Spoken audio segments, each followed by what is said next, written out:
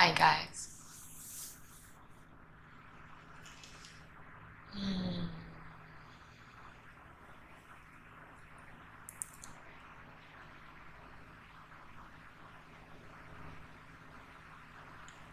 There is no reality apart to your perception of it. Everything that we see, everything that we do, all ideas, all interactions, all words, regrets, joys, pains, tears, excitements, ecstasy, bliss. It's all just a choice. The true nature of our beingness is empty. And it's not an emptiness that comes from, I'm empty, so I'm depressed and I don't feel anything. But it's an emptiness that's so full, so rich. It's a recognition of yourself as the one infinite creator. It's a recognition of yourself as a vessel and a channel of God into whatever expression needs to be channeled through you for the benefit of all. So when I say our true nature is empty,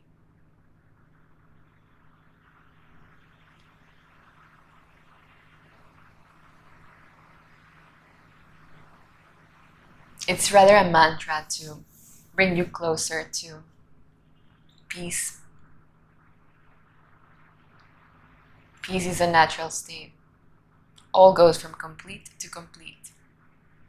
Everything else is just a story.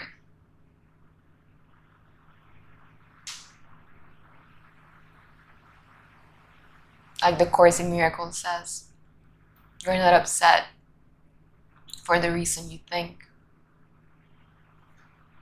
Because every small upset, every single thing that takes you out of alignment with the true nature of your beingness is just a story that you're choosing to believe in that moment.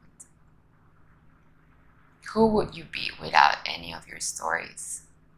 Who would you be? Completely ready, able, willing to be of the highest service for whatever situation presents itself to you in that particular moment. You become an angel, a disciple of God, to just be in that state of unconditional love because you're not expecting anything from life. You're just adding to life. You're just adding to the flow of abundance that's always already present. So anytime you find yourself stuck in a story, stuck on an idea, whatever it is that goes through your consciousness in that moment, realize that can never be you. Because who is the person? The person is an idea that you have created about yourself. It's an identity. It's a sense of self, either created as a coping mechanism, as an identity to fulfill a role in society, as something that makes you feel loved, wanted, worthy, or the true you won't be any of those things. Because the true you doesn't need anything from life because it is life itself.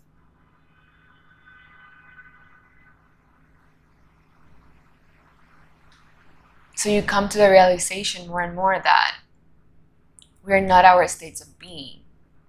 We are that ocean, that endless ocean, background awareness of consciousness. And everything else that appears is just a wave, it's an appearance, it's an object, it's a subject. And if we're really tuned in to our higher selves, to our highest excitement, stemming from the heart. Not an excitement or anxiety stemming from fear, but from the heart, from love, from that knowingness that makes you feel so complete, your true nature. Then we are exactly where we need to be when we need to be there. Because we live in the awesome world of synchronicities and coincidences that are just you stepping out of the way as the person, as a small consciousness, and allowing your higher self to take the wheel. And I received this question yesterday on my Instagram. It was, so what's the difference between non-doership and the law of attraction? Somebody was feeling confused. It's the same thing. Non-doership is when the person steps out of the way. The field of consciousness, which is what you truly are, is what creates worlds, is what moves the puppet, which is your vessel, around to do whatever tasks it needs to do in the moment. So the law of attraction implies that you attract to yourself whatever is in resonance or match with your true frequency. When you are in that state of non-doership, there is no other scenario than the highest scenario, than the best case scenario, because you are in the frequency that is the most resonant to your true self, to your higher self. So everything that you're going to encounter and things that I will say encounter, but actually you are creating, come from that place of completion, of unconditional love.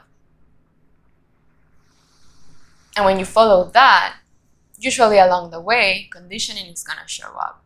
You're going to feel an energy appearing in front of you, but it's not the you, because who is the one that's witnessing or watching that conditioning come up? Conditioning is just a sensation, an energy, a wave in the oceanic background of what you truly are. So when you follow that resonance, alignment with your soul, when you step out of the way and you allow the field to work for you, and in that quest, the conditionings show up, it's beautiful. It's an opportunity to say, hey, thank you. You just showed me something I wasn't aware of. And it drops you because there's no resistance. There's no shame, there's no guilt, there's no judging the energy that came up. There's just a full acceptance that that was the perfect expression of the frequency that needed to show up for you to be abiding more into the emptiness of this divine love, unconditional love of God, the one infinite creator.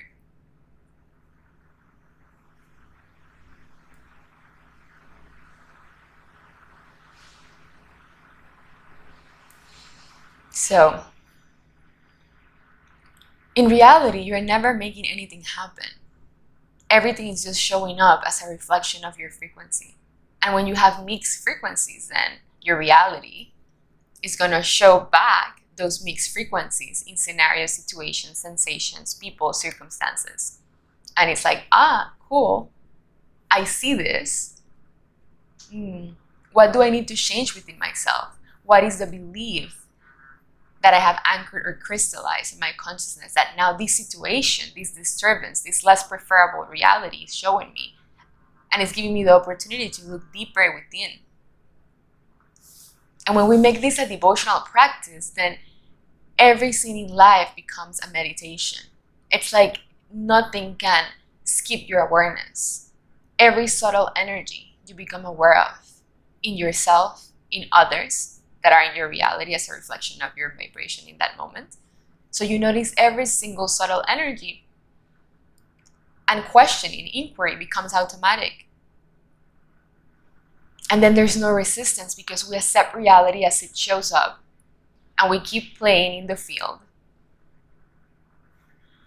with the conviction, with the knowing that we are not those energies, but the background awareness that is seeing everything happen. So everything's just happening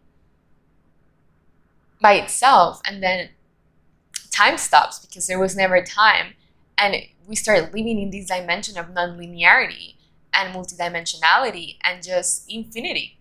And it's like things and events don't have to happen from moment to moment to moment to moment, but they can quantum shift into anything and suddenly your life is completely different as if it was 2 weeks ago because you discovered one belief of unconscious guilt or something that you had buried in the subconscious of your consciousness. Subconscious of your consciousness.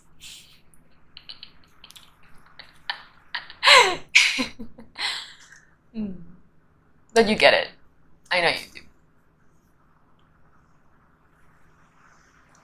And this knowing is, the more it's practiced, is the most peaceful, liberating, and free energy that one can abide oneself in. Because then you're not trying. You stop trying and just, you're there. And like when you stop trying, it just happens by itself. This doesn't mean not to set an intention. But your intentions become more pure. You set an intention and then you allow the energies, the higher energies that want to come to your vessel to show up. And then that's what's going to move the puppet. It's like if literally there was just air inside of our meat suits, just like air. And whenever you set a new intention, you open up a portal in your consciousness, in your heart, and you're stating to God, the universe, the one infinite creator, I'm ready for this new energy. Charge me up. I'm empty. And then the energy comes and gets inside of your body and starts expressing itself in the forms of excitement, passion, inspiration. But you never make anything happen. In fact, you not being in your vessel, you allowing the vessel to be empty and resting in the field, then you are allowing yourself to get into higher frequencies and higher fields of consciousness. So you are what's around the vessel. You are the air in the room you are in, watching this video or listening to my voice. That's what you truly are. And then this human, this vessel, is just serving you for whichever frequency you want to channel through it. So in some sense, everybody's channeling. Everybody is just translating a frequency. And the emptier we become, the higher the frequencies that we're going to be able to channel and express. And you're here for that, for self-expression. To share what lifts you up, what excites you. To do the things that makes you happy. And happiness is not something that you acquire when you're getting the quote-unquote results of the things that make you happy. I already said it in that sentence. The things you're doing make you happy. So it's not the result. So when you step completely out of the way, you realize that you are the field. You're not the puppet. You're not the meat suit. You can tune into that frequency that you came here to give and express. It becomes easy and easy and easy and easy and easy. You cannot fool yourself because it's like you're building this spiritual momentum. You're building this muscle, and the background awareness becomes so crystallized that we cannot longer fool ourselves with the conditioning that's going to show up. So it's like next. And then the joy of life, the happiness, comes from existing and sharing that unique frequency that's being channeled to your vessel. Even if that looks like not expressing. Not everybody feels passionate about communication. But if for you it's just meditating in a room, if for you it's just being a good father, if for you it's just finding joy working on a coffee shop because that makes you happy and you're making happy the people you're serving the coffee, that's your unique expression. That's your highest joy. And that's going to keep you in that high frequency.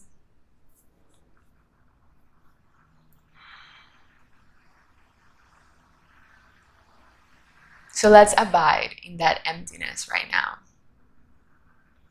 Let's close our eyes.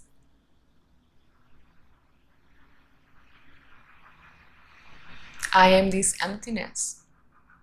And this emptiness is completely perfect. It goes from complete to complete. There's nothing that I want to do, have, acquire. There's nothing I'm expecting. I just know that when I'm abiding in this core essence of my being, from this emptiness of conditioning, and this fullness of spirit, I'll always express and choose my highest timeline. Because I'll be in the highest frequency. I will be in the highest playing field.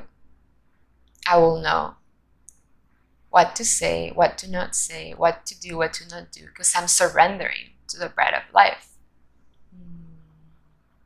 When I surrender to the bread of life, there's no fear, there's no limitation.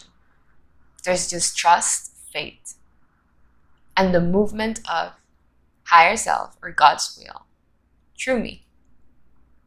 How perfect it is, how delicious, how powerful, how passionate, how ecstatic, exquisite energy that flows through me, through you, through all. Because I trust.